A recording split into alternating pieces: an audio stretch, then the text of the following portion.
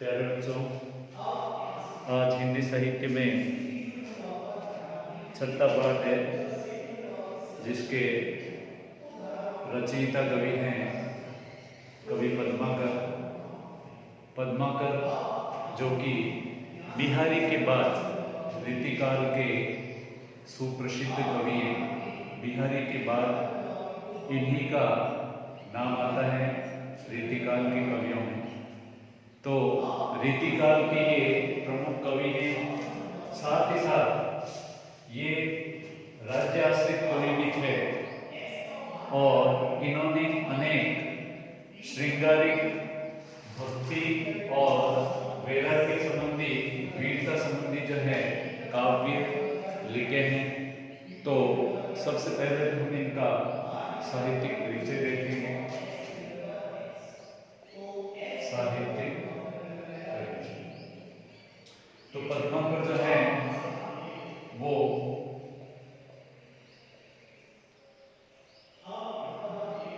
राज्य आश्रित कवि थे, पहली बात। दूसरा, ये रीतिकाल के उत्कृष्ट कवि हैं।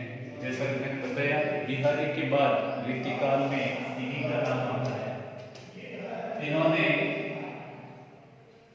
जो रचनाएं लिखी वो इन्होंने श्रृंगार, भक्ति, वैराग्य एवं वीरता पूर्ण रचनाएं लिखी है। ये इनकी रचनाओं की विशेषता हो गई। कवित्त और सवैया, कवित्त तथा सवैया इनके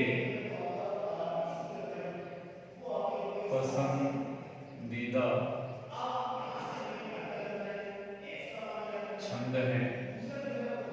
सर्वाधिक इन्होंने कवित्त और सवैये की रचना की है। साथ ही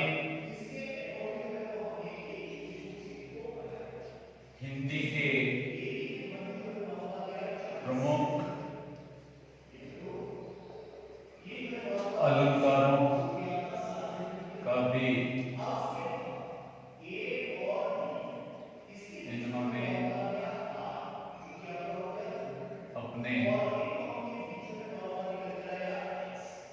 साहित्य में प्रयोग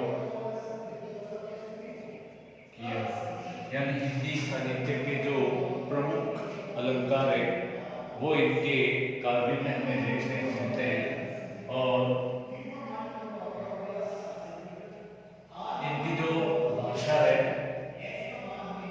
इनकी साहित्यिक भाषा शुद्ध ब्रज भाषा, यानी ब्रज भाषा में इन्होंने साहित्य सृजन किया है। कवित्त और सवैया इनके प्रमुख छंद रहे हैं। श्रृंगार, भक्ति, वैराग्य और वीरता की रचनाएं इन्होंने लिखी है। राज्य आश्रित कवि है और रीतिकाल के उत्कृष्ट कवि ये रहे हैं। इसके अलावा इनकी जो भाषा शैली है वो सरल,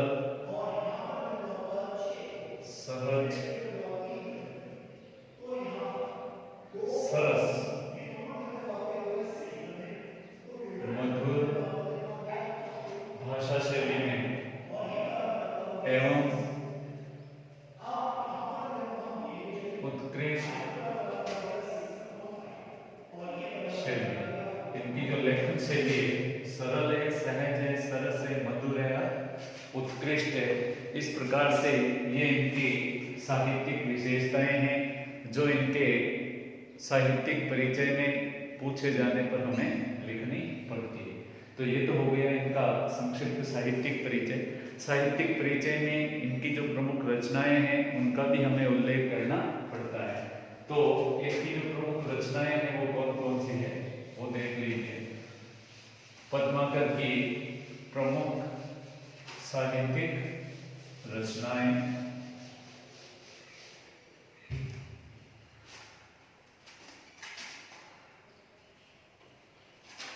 प्रमुख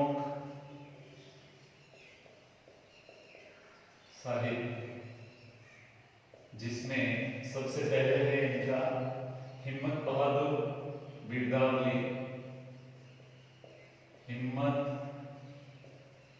बहादुर बिरदावली। दूसरी जो इनकी प्रसिद्ध रचना है वो है प्रताप सिंह बिरदावली।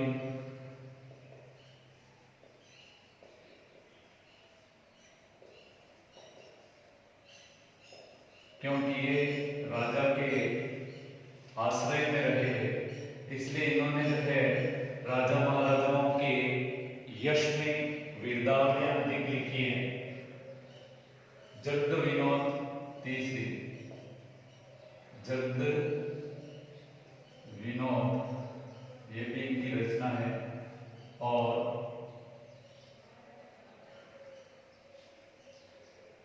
इसके अलावा पद्माभरण,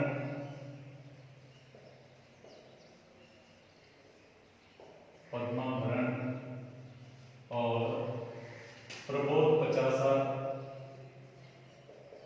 प्रबोध पचासा के साथ गंगा लहरी,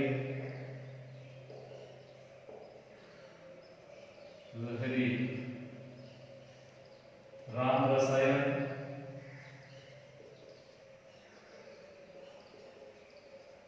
राम रसायन,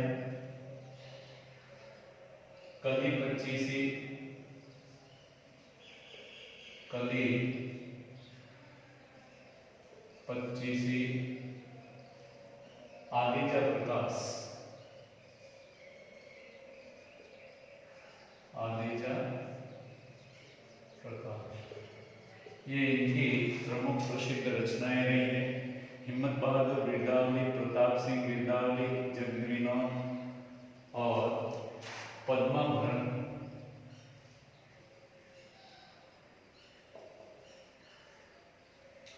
प्रबोध पचासा, गंगा लहरी, राम रसायन, कली पचीसी और आलिजा प्रकाश।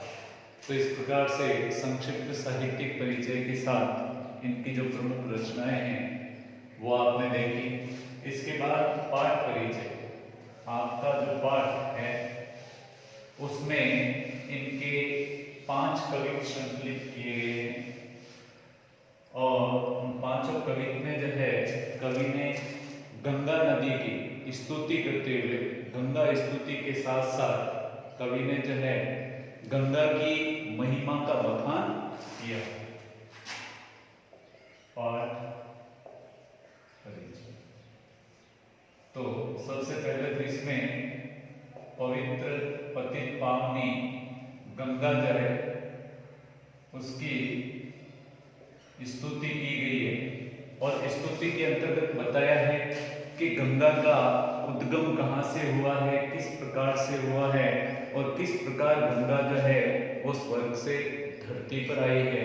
इसका जो है कवि ने बहुत ही सुंदर अलंकारिक वर्णन जो है वो अपने पहले कवित्व में किया है कि कहाँ से प्रकट हुई और किस प्रकार किसके प्रयास से गंगा जो है धरती पर आई और धरती पर आने के बाद जो है गंगा किस प्रकार से जो है लोगों का जो है उद्धार कर रही है, कल्याण कर रही है। ये पहले कवित्व में जो है कवि ने बताया है। इसके बाद आगे के जो कवि थे उसमें भी जो है पतित पावनी गंगा के उस मनोहारी महिमा का वर्णन करते हुए और कवि ने जो है गंगा की शोभा का वर्णन किया है और बताया है कि गंगा जो है वो पतित पावनी है, अर्थात पतितों का उद्धार करने वाली है। साथ ही कलयुग के जो दुष्प्रभाव है, ऐसे उन दुष्प्रभावों को जो है गंगा मिटाने वाली है। ऐसी जो गंगा है उसकी शोभा अनुपम है। ऐसे उस अनुपम शोभा का वर्णन जो है कवि ने इन कवित के अंतर्गत किया है और बताया है कि गंगा की जो महिमा है अपरंपार है। कैसे कि वो तीनों लोकों में शोभनीय माला के समान है, कामधेनु के दूध की धारा के समान है, ऋषियों के तपस्या के फल के समान है।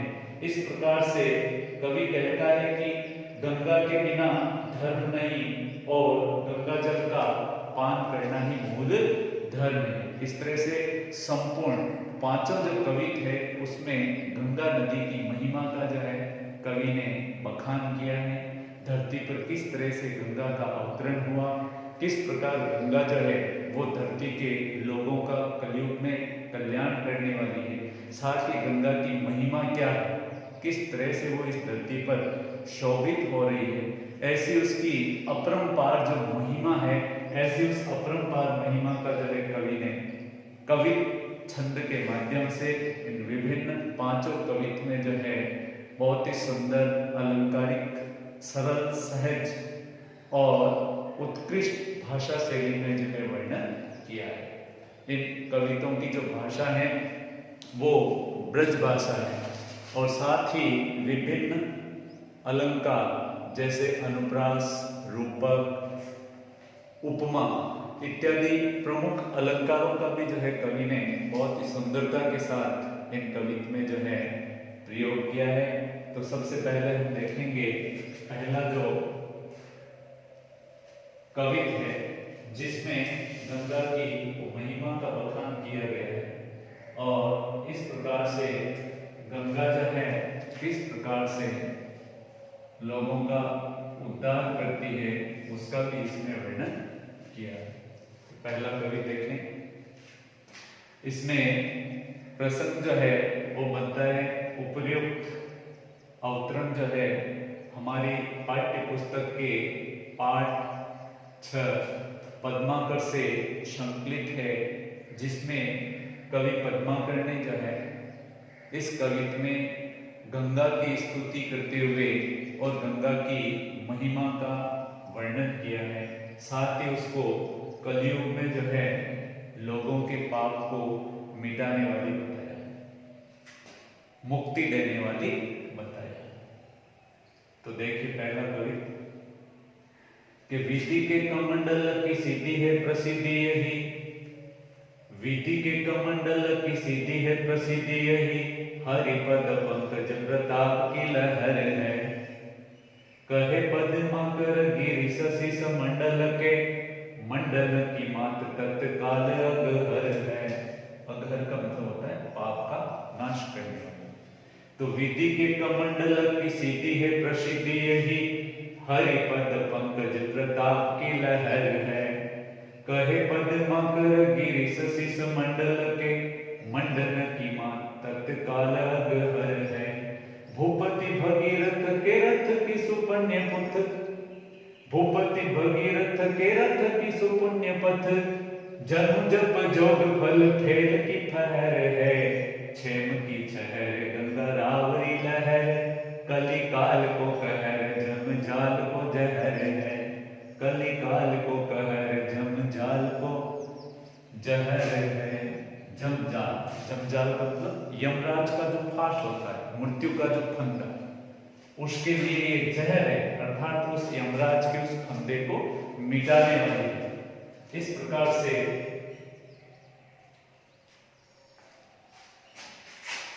गंगा जो है उसकी महिमा का जो है कवि ने यहाँ वर्णन किया है, वो आप देखेंगे कि विधि के कमंडल, विधि का मतलब विधाता, विधाता अर्थात कौन? ब्रह्मा, ब्रह्मा जी। ब्रह्मा जी जो है उनके कमंडल से निकली हुई प्रसिद्ध सिद्धि के समान है। अगर अर्थात गंगा कैसी है? गंगा जो है वो विधाता अर्थात ब्रह्मा के कमंडल से प्रकट हुई है, उनके कमंडल से निकली है और इस प्रकार से उनके कमंडल से निकली हुई प्रसिद्ध सिद्धि है। सिद्धि का मतलब जो सारे कार्यों को सिद्ध करने वाली है, सभी के कार्य, सभी के मनोरथ पूरे करने वाली, सबका कल्याण करने वाली। ऐसी ये प्रसिद्ध गंगा जो है उसका उद्गम स्थल जो है ब्रह्मा जी के कमंडल से हुआ है।